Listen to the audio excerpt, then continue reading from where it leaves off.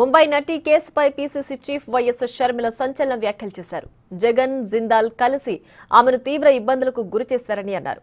జగన్ జిందాల్ కలిసిన ప్రతిసారి Kadapa steel plant విషయంపై చర్చిస్తున్నారని భావించాం. కానీ వారి స్కీములన్నీ కాదంబరి జట్వానీపై వేశారని ఆరోపించారు. అంతేకాదు జగన్ జిందాల్ను జే స్క్వేర్ అంటూ షర్మిల సెటైర్లు వేశారు.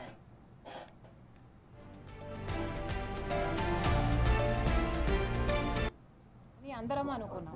ఆ తర్వాత జిందాల్ గారు, సజ్జన్ జిందాల్ గారు జగన్మోహన్ రెడ్డి గారికి తరచూ కలవడం, రావడం, తాడేపల్లి ఆయన ఇంటికి వెళ్ళడం, ఇవన్నీ చూస్తుంటే నిజంగానే జగన్మోహన్ రెడ్డి గారికి, జిందాల్ గారికి చిత్తశుద్ధి ఉంది స్టీల్ ప్లాంట్ పట్ల.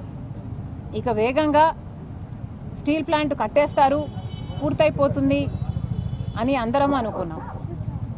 కానీ అసలు విషయం జిందాల్ గారు, జగన్ గారు ఇద్దరూ కలిసి కాదంబరి అనే ఒక మహిళని ఎలా కట్టడి చేయాలి అని స్కీములు వేసుకున్నారు అని ఇప్పుడు అర్థమవుతుంది. మామూలు స్కీములు కాదు, ప్లాన్లు కాదు, మాస్టర్ ప్లాన్లు.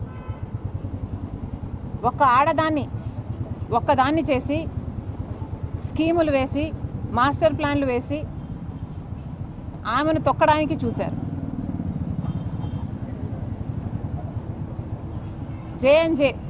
జే స్క్వేర్ బుర్రలు పెట్టారు. జగన్ గారు, జిందాలు బుర్రలు పెట్టి ఒక్క మహిళని అడ్డుకోవడానికి, ఎదుర్కోవడానికి అన్ని స్కీములు వేసి దాన్ని ఎలా ఆచరణలో పెట్టారో ప్రజలందరూ చూశారు.